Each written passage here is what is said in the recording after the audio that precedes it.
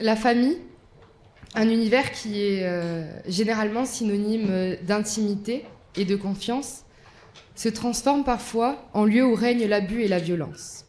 Les violences intrafamiliales en Nouvelle-Calédonie constituent une réalité alarmante et complexe. Le Code pénal définit la violence par une atteinte volontaire à l'intégrité physique ou psychique de la personne. Et sa gravité se mesure en jours d'interruption totale de travail, en ITT. Elle permet sur le plan pénal de pouvoir quantifier une peine qui sera jugée proportionnelle à l'atteinte subie. De cette définition vont découler 4 grandes catégories de violences.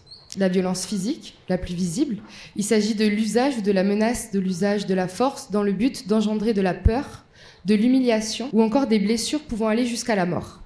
Cette violence se manifeste par des coups, par de la projection d'objets, de la séquestration ou tout acte qui va venir impliquer un contact physique forcé. Ensuite, nous avons la violence psychologique. Souvent associée à la notion d'emprise, la violence psychologique implique une volonté pour l'auteur d'avoir un ascendant sur sa victime, sur la victime. Cette violence se retrouve à travers notamment le harcèlement, les menaces ou encore la manipulation. Elle est une étape importante du cycle de la violence, dont vous parleront peut-être les intervenants. Ensuite, nous avons la violence sexuelle, qui comprend tous les comportements et les actes imposés ayant un caractère sexuel. Alors là, on va parler de harcèlement sexuel, d'agression sexuelle et de viol. Enfin, nous avons la violence économique, où l'auteur va venir exercer un contrôle abusif pouvant aller jusqu'à une restriction totale de l'usage des revenus ou des biens de la victime. Il existe encore d'autres violences, beaucoup d'autres violences, telles que la violence sur l'autorité parentale ou d'autres encore, ayant pour but de porter atteinte aux droits et aux libertés du conjoint victime. La violence est donc très largement envisagée par le Code pénal. La Nouvelle-Calédonie, ce territoire français du Pacifique qui regorge de spécificités géographiques, culturelles ou encore juridiques, ce territoire fait face à des défis tout aussi spécifiques, dont certains liés aux violences intrafamiliales. Les statistiques relèvent des chiffres préoccupants, avec une augmentation significative des signalements au fil des ans. Entre 2019 et 2020, une enquête de l'ISEE révèle qu'un Calédonien sur 8 est victime de violences physiques, sexuelles ou psychologiques. Et 43% de ces violences physiques ou sexuelles se retrouvent dans la sphère familiale. Pour autant, ces chiffres ne représentent qu'une partie de la réalité. Il est important de rappeler qu'encore aujourd'hui, même si de nombreuses actions ont permis une libération de la parole, de nombreuses victimes n'osent pas dénoncer les violences subies et d'autres encore ne se rendent pas compte de leur position de victime. Ces violences touchent toutes les couches de la société et peuvent avoir des conséquences dévastatrices sur les victimes, enfants, adolescents, femmes ou hommes. Les causes de ces violences sont multiples et complexes et sont souvent enracinées dans des facteurs tels que les inégalités de genre, les problèmes d'argent ou encore la consommation d'alcool ou de stupéfiants. À cela peuvent s'ajouter des héritages historiques et des dynamiques intergénérationnelles, c'est-à-dire l'éducation tout simplement, qui viennent contribuer à perpétuer ces comportements violents. Ici, la place de la lutte contre les violences intrafamiliales nécessite une approche globale et collaborative. Les institutions locales, les différents organismes étatiques, du gouvernement ou provinciaux, les associations, les professionnels de la santé et de l'éducation, ainsi que la société civile s'unissent dans le but de répondre à ces besoins et nous font l'honneur aujourd'hui de leur présence pour discuter de ce sujet. De nombreux dispositifs ont vu le jour depuis les Grenelles de 2019. La Nouvelle-Calédonie a su s'emparer du sujet et œuvre pour la mise en place d'une politique publique en faveur de la lutte contre ce phénomène social. Lors de notre réflexion avec mes camarades sur le sujet, nous avons distingué trois grands sujets qui feront l'objet des tables rondes de cette matinée. Donc, il s'agit dans un premier temps de la question de l'accompagnement des victimes de violences intrafamiliales en Nouvelle-Calédonie, puis du traitement judiciaire de ces violences intrafamiliales sur le territoire, et enfin, on souhaite aborder la question des moyens mis en place pour la lutte contre la récidive. Donc nous allons commencer avec la première table ronde, celle sur l'accompagnement des victimes de violences intrafamiliales. Alors sur cette table ronde, vous allez pouvoir retrouver un panel d'acteurs, de personnes ressources dans l'accompagnement des victimes de violences intrafamiliales en Nouvelle-Calédonie. Alors on va partir de ma droite et on va aller jusqu'au bout de la table. Donc nous avons l'association d'aide aux victimes, donc la DAVI, qui est représentée par Madame Camille Dudoué, qui est présidente de l'association, et Sarah André, membre de l'association. Ensuite, nous avons donc Madame Ingrid David de la province sud, du Relais, pardon, de la DEPAS, Direction provinciale de l'action sanitaire et sociale, donc le Relais. Puis nous avons Madame Céline Uregay, représentante de la Case Juridique Kanak, une association qui a pour but de promouvoir et de diffuser le droit coutumier kanak en Nouvelle-Calédonie. Ensuite, nous avons Madame Karine Détour, qui est dans le dispositif d'aide aux victimes. Puis, nous avons Madame Jade Barbu, qui vient représenter le collectif Handicap, donc une association pour représenter les intérêts des personnes en situation de handicap. Ensuite, nous avons Madame Hélène Alves, excusez-moi si j'écorche les noms de famille, donc, qui nous vient de la province sud cette fois-ci, donc du Centre d'information du droit des femmes et égalité. Et enfin, nous avons Madame Guylaine Lombardet, qui vient d'une association qui est l'Union des femmes francophones d'Océanie en Nouvelle-Calédonie. Donc, pour commencer, nous allons passer aux questions. Donc, je disais, la première question qu'on se pose, c'est comment, en Nouvelle-Calédonie, sont identifiées les victimes de violences intrafamiliales. Donc, pour répondre à cette question, je vais vous laisser intervenir. Donc, qui souhaite intervenir en premier? Peut-être Madame Alves sur la question. Ce que je dirais, moi, c'est que peut-être avant même d'identifier les victimes de violences intrafamiliales, il faut que les victimes elles-mêmes se reconnaissent comme victimes.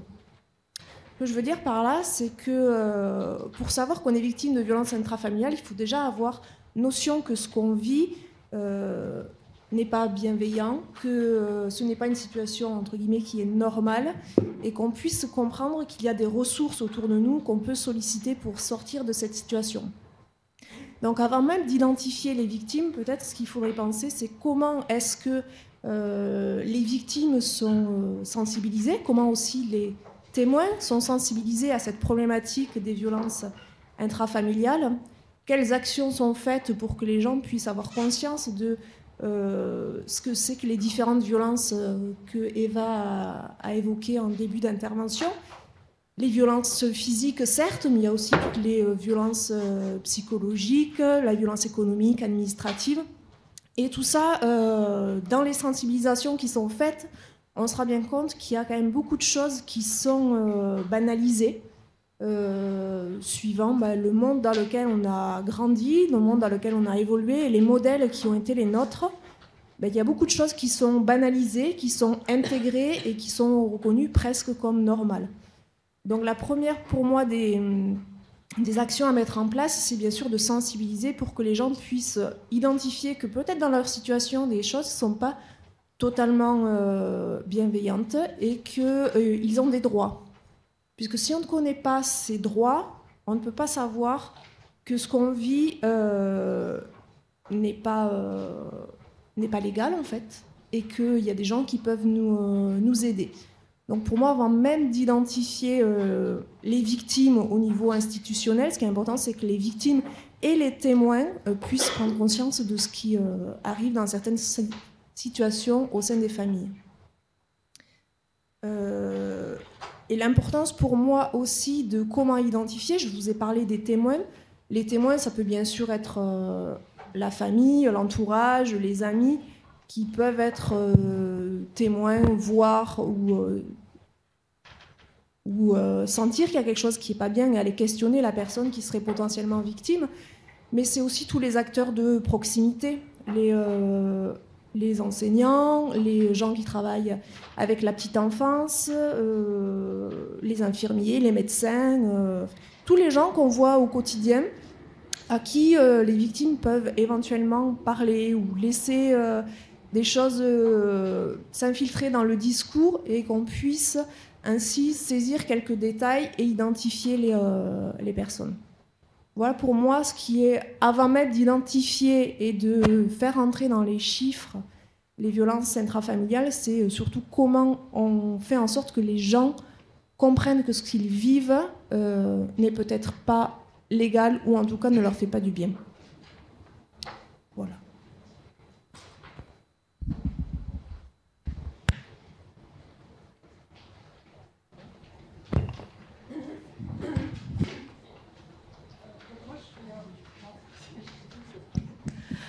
Donc moi, je représente le Relais, et donc le service des traitements des violences familiales et intrafamiliales. Et nous, les orientations, les victimes se présentent via les associations, la justice, les services sociaux, le médical, par des démarches spontanées, beaucoup par les CHRS, l'entourage, les institutions et les bailleurs sociaux. Et en fait, juste pour quelques chiffres, en 2022, il y a eu à peu près 184 orientations. Et ce sont majoritairement les services sociaux qui nous orientent les victimes. Et ensuite viennent l'entourage. La justice vient en troisième lieu. Après, au sein du service du Relais, nous avons fait beaucoup de travail de sensibilisation au repérage des violences auprès des professionnels, auprès des associations, auprès des foyers, auprès de l'école de police, des lycées, des espaces de santé, des bailleurs sociaux. On gravite on répond à toutes les demandes pour essayer de bien faire repérer aux professionnels comment on repère une personne qui est victime. Donc c'est aussi par ce biais-là qu'on peut aussi, après progressivement, que les personnes victimes viennent nous rencontrer. Et donc dernièrement, notre responsable également a été en contact avec l'ANDRH. Et donc là, c'est dans le projet de pouvoir sensibiliser toutes les DRH au niveau, donc avec création d'un petit livret, etc. Voilà. Merci, Madame David. Peut-être le DAV, donc Karine Détour. Oui, moi, on a une particularité puisqu'on est placé directement auprès de l'hôpital, au CHT, au Médipôle de Coutiaux.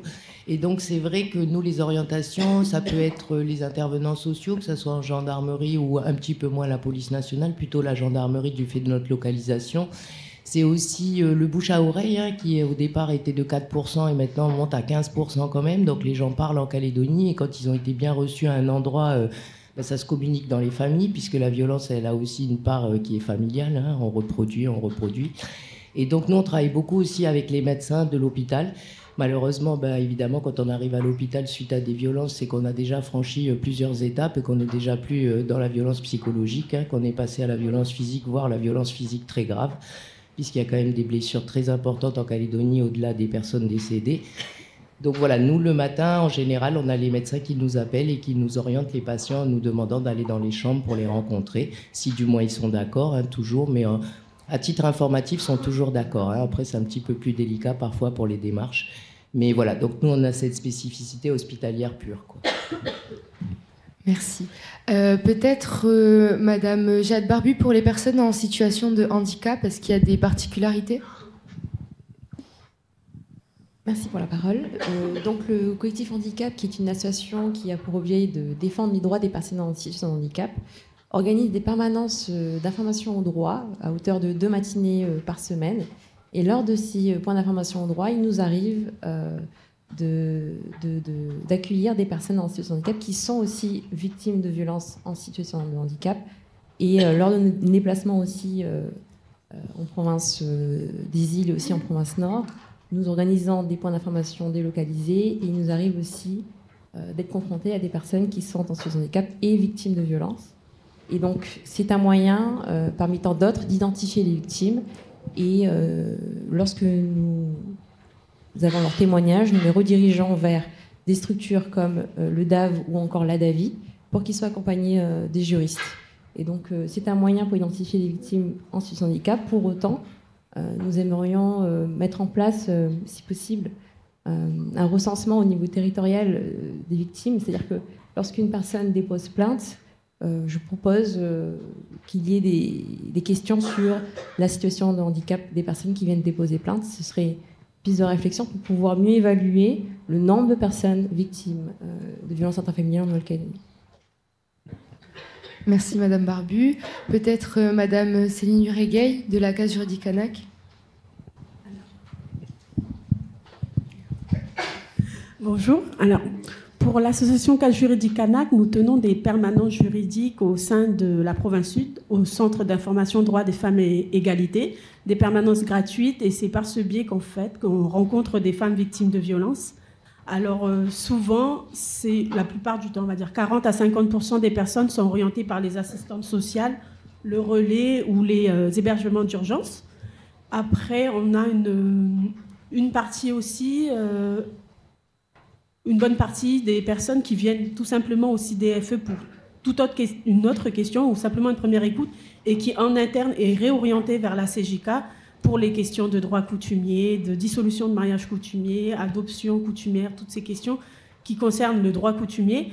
Et enfin, de plus en plus, et c'est bien, de plus en plus, on a le bouche à oreille qui fonctionne et on participe beaucoup au JMX, les Jeux m'expriment, pour justement se faire connaître parce qu'on a davantage de personnes, en fait, on reçoit une personne qui vient pour un cas de violence, un accompagnement à la dissolution du mariage coutumier et qui, 2 semaines après, nous envoie sa sœur, sa belle-sœur, sa cousine. Donc ça fonctionne de plus en plus, le bouche à oreille, et c'est tant mieux. Donc voilà pour la CJK. Merci. On va donner la parole à la Davi, donc Camille Dudoué. Là, ça marche. Oui. Bonjour à tous, donc je suis la directrice de l'association Adavi et je suis accompagnée de Sarah André qui est référente violence intrafamiliale au sein de l'association. Donc l'Adavi, c'est une association d'accès aux droits et d'aide aux victimes, donc qui a pour objectif l'accès aux droits pour tous et la reconnaissance des victimes et de leurs droits. Donc je vais passer brièvement sur l'association, mais voilà, nous avons aussi des missions spécifiques en lien avec les violences intrafamiliales. C'est pour ça que je suis accompagnée de Sarah. Donc les différentes missions, c'est notamment la mise à disposition de dispositifs judiciaires sous décision du parquet, de protection destinée aux victimes de violences conjugales. On a aussi des missions de mise en place d'évaluation personnalisée des victimes particulièrement vulnérables. On délivre une information et un accompagnement juridique de la victime en vue de la délivrance d'une ordonnance de protection par le juge aux affaires familiales. Et enfin, on a d'autres missions comme la mise en place de groupes de parole qui permettent aux victimes de violences intrafamiliales de pouvoir s'exprimer avec un professionnel à l'écoute. Et aussi, on a une spécificité. Donc, sur les sorties sèches, on délivre une information aux victimes de violences conjugales de la sortie de prison du conjoint violent.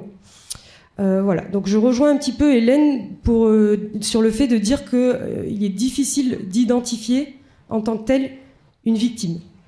Et je vais laisser la parole à Sarah qui va nous expliquer un peu tout ça et qui va répondre à la question numéro 1 du coup. Merci. Bonjour à tous. Oui, effectivement, comme Camille, Madame Dudoué, l'a précisé, pour identifier, il faut aussi avoir cette reconnaissance de soi en étant victime d'une infraction. Avant tout, pour qu'une victime de violence soit reconnue en tant que telle, il faut passer par la voie judiciaire. Donc il y a effectivement le dépôt de plainte, il y a et non pas la main courante qui est proscrite, mais je pense que la partie judiciaire avec le procureur et la chargée de mission vif y répondront. Il y a également tout ce qui est enquête de flagrance qui permet la reconnaissance des violences faites au sein du couple ou intrafamilial, et également le signalement, qui soit fait par des professionnels ou par un tiers à part, ou du moins par la famille, pour en tout cas signaler les épisodes de violence subis par la victime, pour que tout ça soit judiciarisé et qu'il y ait une reconnaissance de la victime en tant que telle, et que voilà, qu'il y ait une valorisation de son statut. Concernant du coup toutes les missions mises en place par la DAVI, c'est vrai que la DAVI reçoit sur permanence, donc dans le cadre de l'accès aux droits, tout ce qui est litige civil, mais également dans le cadre de bureaux d'aide aux victimes, donc victimes d'infractions pénales, tous les matins au tribunal de Nouméa, donc sur des permanences sans rendez-vous, qui restent gratuites et confidentielles. Voilà, pour l'émission de Nathalie sur la question 1. Merci. Alors du coup, donc on a bien compris qu'il y avait un panel d'actions qui sont mises en place sur le territoire et qui se complètent, qui s'exercent de manière partenariale parfois. La question suivante, une fois la question sur l'identification des victimes résolue, c'est une question sur le parcours d'une victime de violence intrafamiliale en Nouvelle-Calédonie. Donc, quel est-il, s'il existe? Est-il équivalent sur l'ensemble du territoire? Et à l'heure actuelle, en l'état, quelles sont peut-être les pistes d'amélioration de ce parcours d'une victime qui est souvent parsemé d'embûches? Donc, Madame Lambardet de l'UFO. Oui, bonjour. L'UFO, c'est l'Union des femmes francophones d'Océanie, comme on l'a dit tout à l'heure, et je vous demande de bien vouloir excuser notre présidente Sonia Tonia qui n'a pas pu se déplacer. Je voulais juste revenir sur la première question, sur l'identification des victimes. Vous l'avez dit, il faut sensibiliser aux droits. Je pense qu'il faut sensibiliser également l'entourage sur ce que nous appelons l'alerte citoyenne, qui est encadrée par la loi aussi, hein. Et nous préconisons, en tout cas, nous nous sommes formés, nous, à la formation d'adultes pour être agréés et de mettre en place des formations sur l'alerte citoyenne. Une alerte peut sauver une vie. On travaille également énormément avec les associations, sociétés civiles qui sont sur l'ensemble du pays, puisque l'UFO, c'est un collectif de 8 associations. Identifier, nous avons un refuge au Mont d'Or pour accueillir des victimes qui nous sont orientées donc par la gendarmerie avec qui nous avons passé une convention. C'est volontaire parce qu'il faut assurer la protection à la fois des victimes, bien sûr, mais également des bénévoles, puisque notre spécificité, c'est que nous n'avons aucun permanent, aucun professionnel. Nous ne fonctionnons qu'avec des bénévoles qui assurent des astreintes 52 semaines par an. Voilà, tous les week-ends, nous nous mobilisons, nous sommes formés à l'accueil actif, à l'écoute, à l'accueil actif. Je pense qu'il est essentiel de dire qu'il faut informer le réseau le plus largement possible. Ça, c'est indispensable, parce que la plupart des femmes qui nous contactent, en tout cas, pour des écoutes téléphoniques, hein, pas seulement pour l'hébergement, connaissent leurs droits. Elles savent de plus en plus maintenant ce qu'il y a, ce qui existe. Il y a beaucoup qui est fait au niveau de l'information, mais elles subissent encore énormément de pression familiale, clanique parfois. Et là, ça bloque vraiment le système de prise en charge, parce qu'elles sont encore très hésitantes. Par exemple, le refuge, il est peu utilisé depuis que, effectivement, les auteurs, les agresseurs, on va dire, les auteurs de violences, sont en garde à vue. Les victimes peuvent rester chez elles, hein, c'est bien, parce qu'elles sont dans leur milieu, mais en même temps, elles n'ont pas l'information, elles n'ont pas l'accompagnement, elles n'ont pas le soutien pour pouvoir justement prendre conscience, c'est ce que vous disiez tout à l'heure, prendre conscience que ce n'est pas normal, ce qu'elles vivent n'est pas normal, et que la loi, justement, l'interdit. Et c'est un peu dommageable, je trouve. Et en tout cas, nous, société civile, associations, nous militons pour justement élargir et soutenir ce qui est déjà fait par les institutions, parce que c'est aussi notre rôle à tous. Et nous préconisons également la formation des jeunes adultes, vous l'avez dit tout à l'heure, et un partenariat avec des formations dans les lycées, mais aussi à l'université, puisque ça touche aussi beaucoup les jeunes, hein, de plus en plus maintenant. Voilà ce que je voulais dire, et il y a plein de choses pour améliorer, évidemment, la prise en charge, mais là où nous sommes confrontés aux difficultés, c'est, je profite de répondre à la deuxième question, comme ça après je laisse la parole, je suis tranquille. On est confronté au problème de l'accompagnement physique des victimes, le transport, aller vers les institutions physiquement, c'est pas facile. C'est vrai que nous le faisons à la mesure de ce que nous pouvons faire, mais c'est pas facile du tout. On a une autre difficulté, c'est par exemple, nous sommes financés par la mairie du Mont d'Or, qui nous finance notre foyer, qui nous subventionne. Donc, comme nous sommes conventionnés, nous ne pouvons pas accueillir d'autres victimes des autres communes. qui viennent du Nord ou qui viennent des îles, vous voyez que ce n'est pas uniforme, parce qu'on est conventionné. Il y a quelque chose qui ne va pas. On a souvent des appels, des femmes, on a eu des cas d'une femme de Poum, hein, je crois que Cyril, on a fait l'expérience, qui vient de Poum, qui prend le bus toute seule avec ses gosses, qui a porté plainte, qui va 3 fois à la gendarmerie, la gendarmerie lui dit, je passe au concret là, qui va à la gendarmerie 3 fois, qui dit, mais votre plainte, elle a déjà été prise, elle va être transférée au parquet. Oui, mais sauf que l'auteur de violences continue à l'agresser, elle et ses enfants, elle prend le bus toute seule, elle vient se cacher à Nouméa, elle va au relais, le relais, c'est Province Sud, on ne peut pas, alors on appelle le refuge qui est Mont-d'Or. Enfin, vous voyez, il y a quelque chose qui ne va pas, quoi. On parle de cause pays, on parle de cause nationale, mais chacun est dans son précaré. C'est-à-dire chacun dans ses compétences, avec un millefeuille, j'allais dire, de compétences, les communes, les provinces, le gouvernement. Là, il y a quelque chose qui ne va pas. Il faut absolument qu'il y ait une coordination au niveau pays pour pouvoir prendre en charge ces femmes qui sont victimes et qui arrivent avec leurs gamins. C'est hallucinant. Nous sommes parfois coincés, j'allais dire, pour répondre aux demandes que nous avons. Et parce que nous avons des demandes d'un peu partout. On a les femmes des îles qui nous appellent, est-ce qu'on peut venir? C'est-à-dire que non, on ne peut pas. Et en plus, on a une convention avec la gendarmerie, donc que le Mont-d'Or. Donc on est en train de réfléchir avec d'autres partenaires à comment on peut élargir, mais tout un problème aussi de financement, de partenariat, et j'allais dire d'interpartenariat entre les différentes instances ou, j'allais dire, financeurs. C'est une mobilisation de tous, quoi. Je comprends bien que chacun ait ses compétences, mais ce n'est pas suffisant comme réponse. Voilà ce que je voulais dire. Merci Madame Lombardé. Alors il y a Madame Karine Détour qui souhaite réagir. Oui, je vais intervenir sur le parcours type d'une victime parce qu'effectivement, nous, il nous arrive soit par effectivement la gendarmerie, soit par le CHT, soit par les partenaires extérieurs qui identifient et nous adressent les gens. Donc en principe, il va y avoir d'abord une intervention de l'éducateur spécialisé qui va pouvoir identifier les besoins, voir les nécessités, les urgences, comment vont les enfants, est-ce qu'il y a des papiers, est-ce qu'il y a une activité professionnelle, est-ce qu'il y a un endroit où on peut s'abriter, etc., combien de temps, nanana. Et expliquer aussi ce que c'est que la violence, parce qu'effectivement, comme disait Madame, souvent il y a une méconnaissance des violences, en tout cas au début de l'emprise, etc.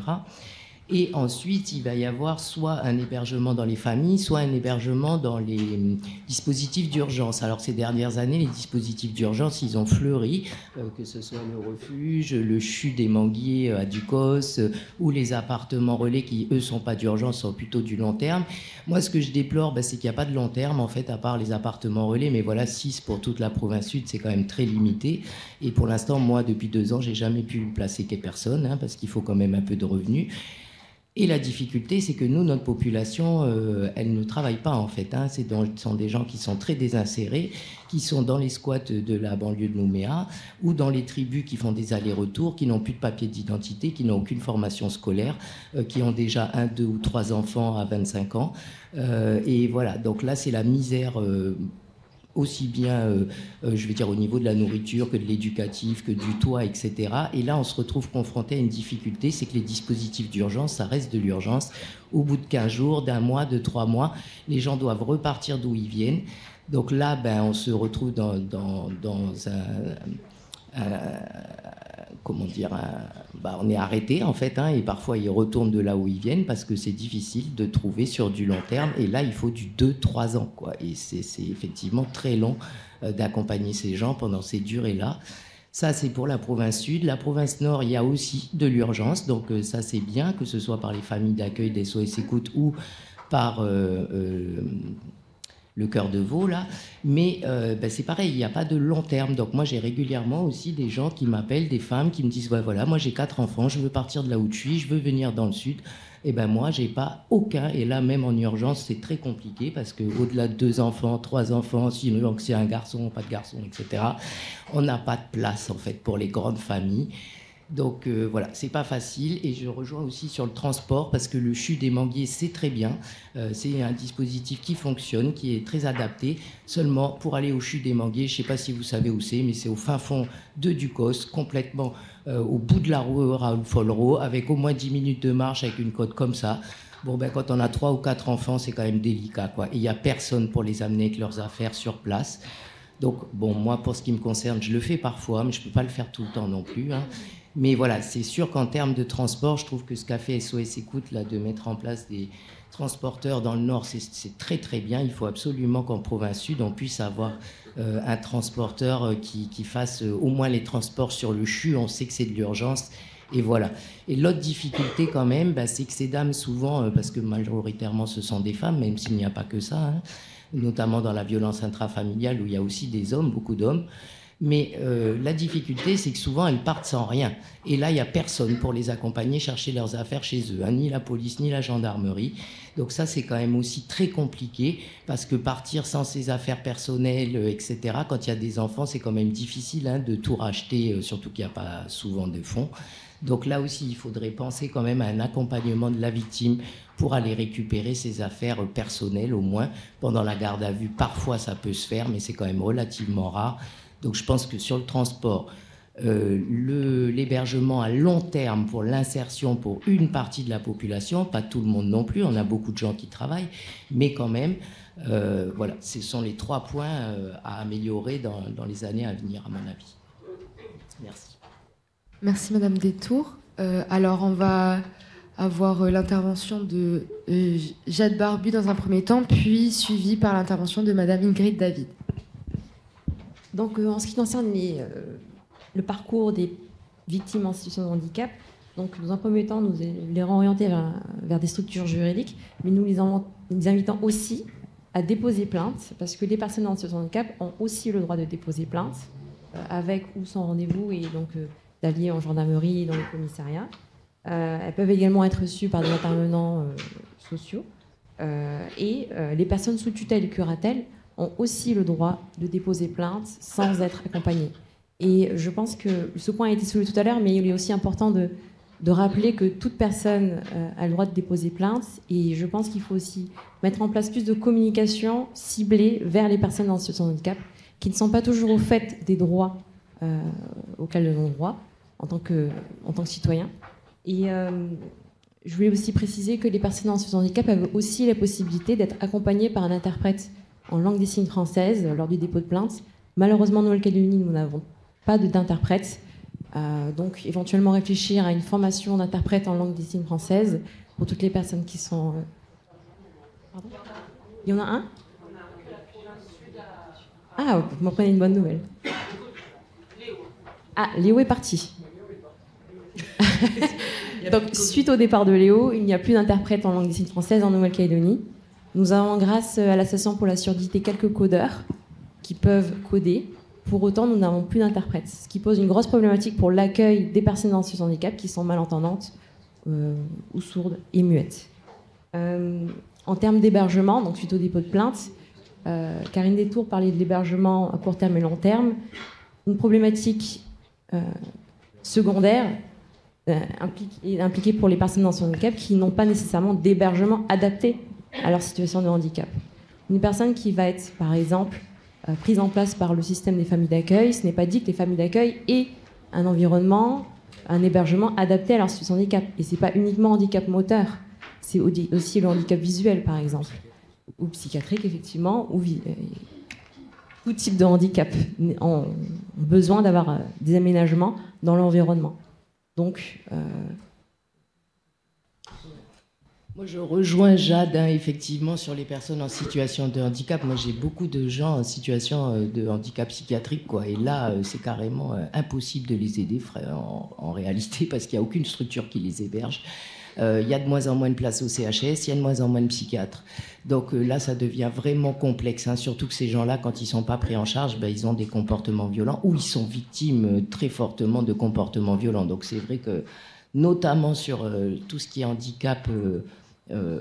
les difficultés psychiatriques, là, ça devient très compliqué à prendre en charge. Et d'ailleurs, j'ajouterais à ceci que les personnes qui ont des handicaps psy sont souvent les personnes qui sont aussi victimes de stéréotypes liés à leur handicap. C'est-à-dire qu'on va s'imaginer qu'effectivement, elles ont des comportements violents. Donc, lors de leur dépôt de plainte, ça peut être plus ou moins pris en considération. Donc, je pense qu'il faudrait aussi former à l'accueil des personnes en situation de handicap et notamment donc, aux personnes qui ont des handicaps psy.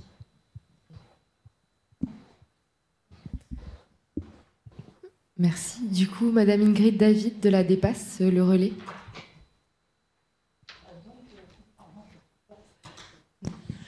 Donc moi je dirais simplement qu'il n'y a pas de parcours typique. Nous on va les recevoir au moment où elles vont avoir envie de venir, où elles se sentent prêtes.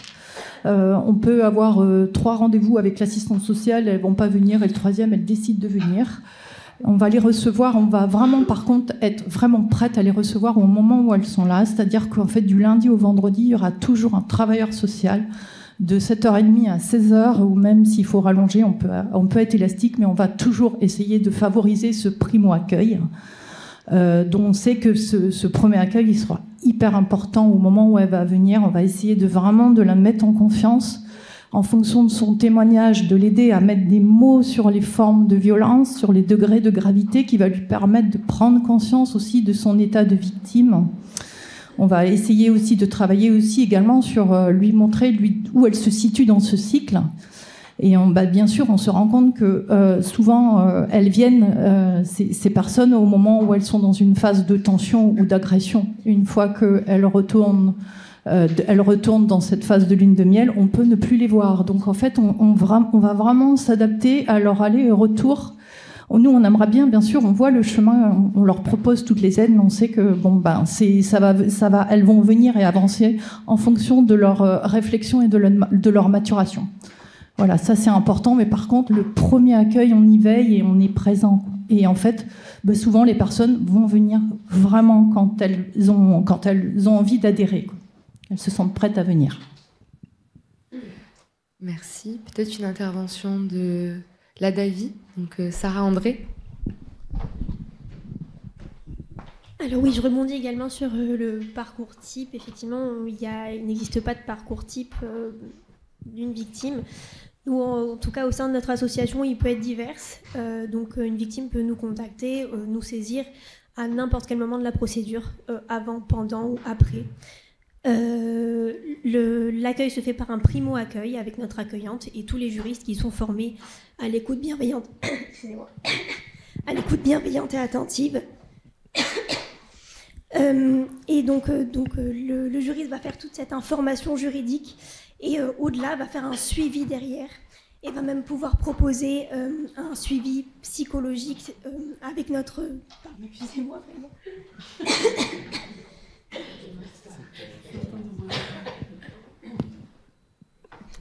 Donc là, j'espère que ça ira.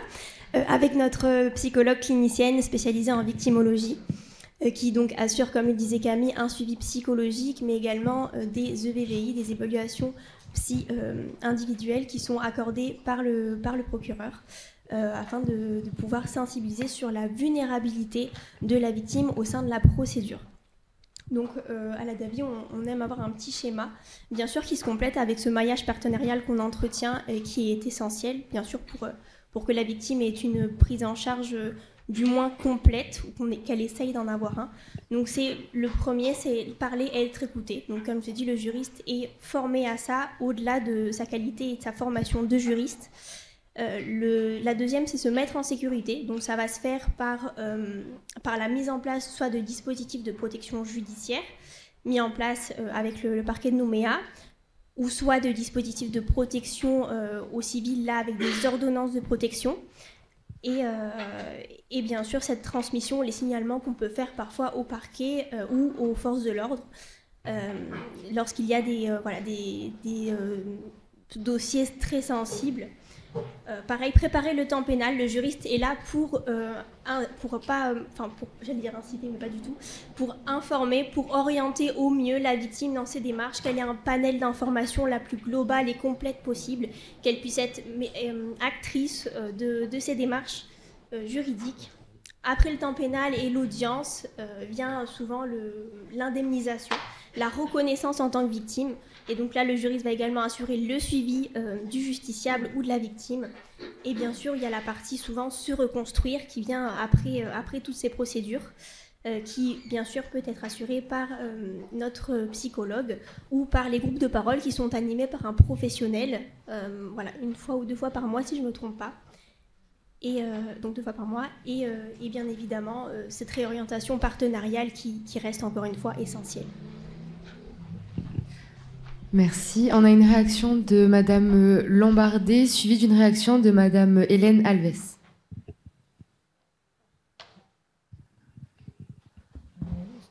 Revenir également sur justement l'approche de proximité, qui me semble indispensable. Il y a bien sûr les aspects juridiques, c'est-à-dire la plainte, tout le parcours, j'allais dire presque juridique, judiciaire de la victime. Mais avant d'arriver, j'allais dire, à cette étape, il y a la mise en protection, qui me semble indispensable. Et là, il y a un vœu, je crois, qui a été déposé par des élus au Congrès sur la mise en place de référents communaux, comme il peut en exister en métropole via les CLSPD, les comités de lutte prévention de délinquance. Nous avons un réseau, nous, associatif sur l'ensemble du pays, comme je le disais tout à l'heure, et on pense qu'il faudrait élargir justement ce réseau pour, dans un premier temps, la mise en protection qui nous semble indispensable, encore une fois, surtout sur des lieux qui sont éloignés, en tribu ou en milieu rural. En ville, je pense qu'il y a aussi maintenant pas mal d'ouvertures, j'allais dire. Il y a quand même des structures d'accueil qui peuvent intervenir, mais je pense que la mise en place de référents communaux peut être une amélioration. Je crois que les communes se sont mobilisées, il y a beaucoup de communes qui ont mis des choses en place, des lieux d'urgence et tout, mais c'est pas forcément suffisant, quoi. De mon côté, je voulais revenir sur le cycle de la violence qui a été expliqué par Madame David, sur le fait que, oui, parce que quand on fait les premières démarches en tant que victime, ça ne veut pas forcément dire qu'on va forcément se sortir de suite, dès la première démarche, de cette situation de violence. Donc je trouve que c'est très important que les victimes elles-mêmes soient conscientes de ce processus, des étapes par lesquelles elles risquent de passer, mais aussi que l'entourage, les professionnels, on peut partir du principe qu'ils sont plutôt formés, mais en tout cas l'entourage n'a pas toujours connaissance de ce cycle de la violence et a tendance à penser que si les femmes ne partent pas, si les femmes restent dans ces situations de violence, c'est que finalement ça leur convient. Donc, je pense qu'aussi dans nos actions de sensibilisation, c'est important de parler de ce cycle de la violence pour que chacun puisse comprendre que si on ne part pas du domicile, c'est pas parce que ça nous convient, ou pas parce qu'on n'a pas de courage, ou parce que mille et une autres raisons. C'est aussi, on a parlé de grande précarité tout à l'heure, c'est que bien sûr il y a des conditions matérielles qui sont parfois difficiles à régler, mais il y a aussi toute cette emprise psychologique qui fait qu'on n'arrive pas forcément dès la première fois à sortir de ces situations violentes. Donc je le vois dans les sensibilisations que je fais auprès des collégiens, des lycéens, le fait de leur expliquer ce cycle de la violence, ils comprennent pourquoi au sein de leur famille, parce que ça existe au sein de leur famille, pourquoi les gens ne font pas les démarches, pourquoi les gens ne partent pas. Ce n'est pas un manque de volonté, c'est vraiment une grosse situation d'emprise. Donc, Madame parlait des acteurs de proximité avec des référents communaux. Je pense que tous les gens qui vont devoir traiter avec la violence intrafamiliale, il faut être formé. Il faut être formé de manière générale. Et sur cette question de l'emprise et du cycle de la violence, c'est très important pour pas que les professionnels et l'entourage se découragent et ne soient plus un soutien et un relais auprès des personnes victimes. Voilà ce que je voulais rajouter. Oui, tout à fait, faire tomber les stéréotypes, comme dit Madame Lombardé. C'est-à-dire que le profil de la victime qu'on imagine complètement sous emprise, qui ne peut pas sortir, qui est quelqu'un de faible, qui n'a pas de ressources et tout ça, c'est un stéréotype. Ça s'explique par des mécanismes psychologiques et puis aussi par des mécanismes de dépendance financière, économique et tout un tas d'autres choses. Donc voilà, en expliquant, on va quand même faire tomber des stéréotypes et les accompagnants au sein de la famille et professionnels, vont pouvoir moins se décourager et mettre en place des actions et pouvoir durer dans le temps de ces accompagnements qui, comme l'a dit Madame David, sont parfois très longs. Une réaction de Camille Dudoué de la Davi. Je rebondis sur ce que tu dis, Hélène, pour dire que c'est pour ça que parler d'un parcours type d'une victime, c'est impossible, parce que chacun a sa propre histoire, chacun vit le cycle de la violence comme il l'entend, comme il peut le vivre, et chaque victime a son parcours bien spécifique, même dans la procédure. Le fait d'aller parler à une association, le fait de se reconnaître en tant que victime, c'est parfois plus compliqué pour certains que d'autres. Donc le parcours type d'une victime, en soi, il n'existe pas. Mais chacun fait ce qu'il peut dans toutes ces conditions, ces situations d'emprise, pour s'en sortir au mieux. Et chacun a son histoire et chacun a son parcours personnel. Merci. Une intervention de Céline Uregueil de la Case Juridique Canac. Alors, pour le parcours d'une victime, nous, à la CJK, il n'y a pas de parcours type, justement. Il y a des personnes qui viennent vraiment pour des questions basiques. Elles sentent que ça ne va pas très bien dans le foyer, mais elles n'ont même pas encore subi la violence, mais elles se préparent et du coup, elles ont envie de comprendre plusieurs choses. Le statut coutumier, s'il se passe quelque chose, que vont devenir les enfants, qu'est-ce qu'elles ont le droit, parce que certaines personnes pensent qu'elles sont condamnées à rester dans le couple victime de violence, ce qui n'est pas du tout le cas. Des questions, elles peuvent venir vraiment avant la violence, et il y a des personnes aussi qui viennent vraiment, et je rejoins sur la proximité, qui viennent parce que par hasard, elles sont sur Nouméa aujourd'hui, elles n'étaient pas censées être sur Nouméa, elles profitent de passer à la CJK, pile poil un mardi. Elles passent à la CJK et là, elles entament des démarches, mais c'est vraiment le hasard, des fois, qui a fait qu'elles entament des démarches. Donc, il y a vraiment un problème de proximité. Du coup, je rejoins la proximité des personnes, soit elles sont de province nord, province sud, ou même de Nouméa, mais rien que du Mont-d'Or. Elles ont du mal à venir sur Nouméa.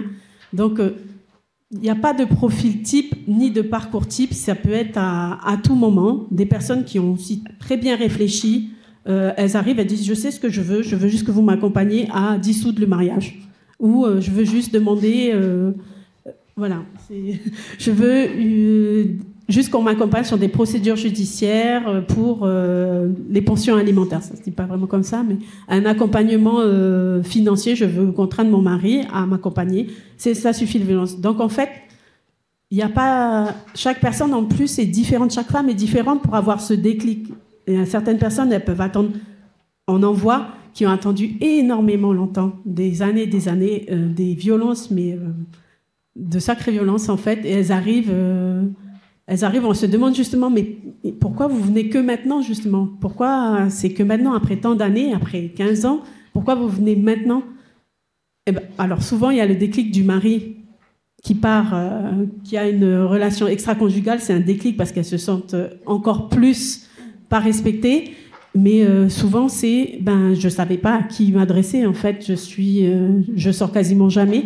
Donc, il y a un vrai problème de proximité pour l'accès. C'est pour ça qu'on milite pour l'accès au droit, l'accès à l'information. On n'incite vraiment pas les personnes à faire telle ou telle procédure, mais vraiment, on leur dit, on est là. Vous avez une question, il n'y a pas de question bête, on est là, vous pouvez poser toutes les questions que vous voulez.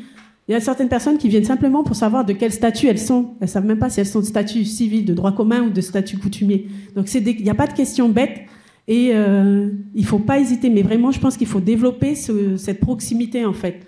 Le problème de la proximité, le problème du logement. Alors, il y a des personnes, elles arrivent, elles nous exposent leurs problèmes. Elles nous exposent d'abord le logement. J'ai un problème, le logement, je suis avec des enfants. On a l'impression que c'est le problème. Et au bout d'une heure de rendez-vous, en fait, elles sont victimes de violences. Mais le problème vient tout à la fin parce que le logement a tellement une place importante. Parce qu'elles nous expliquent, là, je suis logée, je suis partie de chez moi, je suis logée chez une cousine. Ça fait 2 semaines, maintenant, il commence à y avoir des tensions avec la cousine. Et on se retrouve avec le problème, justement, des points relais qui sont limités, ou je viens de la province des îles ou province nord, peu importe. Mais j'ai pas le droit parce qu'il faut que j'ai 3 ou 6 mois 6 mois de résidence en province sud, donc j'ai le droit à rien. Donc en effet, il faut, si on veut prendre à bras le corps le problème des violences conjugales, il faut faire une politique pays et arrêter de se cloisonner dans les provinces. Voilà. Merci. Alors pour la dernière question, je vais vous demander, s'il vous plaît, une réponse en 1 minute. On a pris un petit peu de retard. Alors au fur et à mesure de vos échanges, on perçoit une action très importante en la matière, surtout des associations. Donc la question est la suivante. Comment est-ce qu'on peut expliquer cette part importante de l'action des associations dans ce phénomène ? Alors qui veut commencer pour la minute de réponse ? Par hasard, Madame Lombardet, peut-être ? Je crois qu'il manque pas mal d'associations autour de la table, je pense. On est beaucoup d'institutions quand même. Je pense que la société civile prend conscience justement qu'il y a quelque chose de pas normal dans notre société. Il y a de plus en plus d'informations. Je trouve que le site du Gouv, il est super. Moi, je m'en sers en formation. Je leur apprends. Effectivement, enfin, je donne un petit peu accès à l'information au numérique. Encore faut-il qu'il n'y ait pas de fracture numérique en plus. Mais c'est vrai que le site, il est bien fait. Je dis voilà ce que vous pouvez faire, ce que vous ne pouvez pas faire. Donc il y a une sensibilisation, il y a le cycle de la violence, on explique. On prend beaucoup de temps, j'allais dire, à la formation, à la sensibilisation, à l'information, parce que ça nous semble essentiel, parce qu'on ne peut pas tout faire toute seule, hein, de toute façon. On a aussi des hommes relais. Donc en fait, je pense qu'on a envie de former des adultes relais sur le terrain, sur la proximité. Bon, c'est vrai qu'on revient souvent sur le sujet, mais ça me semble essentiel. Je crois que les associations, en plus les associations de femmes, je vois le Souriant Village mélanésien avec qui on travaille, sont extrêmement sensibilisées depuis des années sur l'émancipation des femmes. Donc on fait tomber aussi les stéréotypes. Hein. On nous traite un peu de folles féministes, mais on s'en fiche parce que effectivement, il faut faire évoluer les mentalités, en fait. Et c'est là où c'est le plus long, c'est de faire évoluer les mentalités, de faire tomber les stéréotypes de genre. On le voit bien quand on intervient dans les lycées, voilà. Dans le travail aussi, hein, il y a une loi qui est passée sur l'égalité des genres au sein du travail, et ça c'est très bien, parce que le travail aussi c'est un milieu dans lequel, hein, effectivement, comme on le disait avec la NDRH, il faut aussi sensibiliser à l'intérieur de l'entreprise, parce que c'est un lieu de vie. Voilà. Et c'est vrai qu'on est un petit peu partout et un petit peu nulle part aussi, parce qu'on essaye de...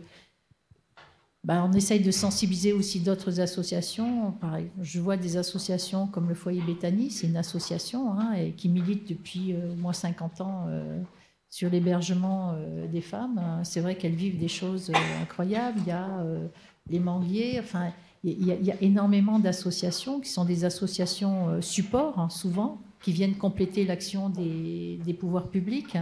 Mais je crois que c'est l'affaire de tous. Et il y a de plus en plus, effectivement, de femmes et d'hommes qui prennent conscience qu'il y a quelque chose qui ne va pas dans notre pays, quoi, par rapport aux violences, qu'elles soient violences intrafamiliales ou même violences routières, hein, puisqu'on en parle, c'est d'actualité. Hein. Mais voilà. Voilà, je pense que les associations, elles ont leur rôle, à la condition qu'effectivement, on ne soit pas perçu aussi comme des, comment dirais-je, des concurrents des professionnels. On est complémentaires, je crois que chacun a son rôle. On n'est pas là pour jouer, nous, les assistantes sociales, bien qu'on ait un passé. On a aussi dans nos associations des professionnels, qui souvent sont des retraités, donc qui ont été professionnels, donc on n'est pas non plus tombé de la dernière pluie, quoi. Merci. Peut-être Madame Hélène Alves, le point de vue de la province sud, en 1 minute, s'il vous plaît. Je vais essayer de faire court.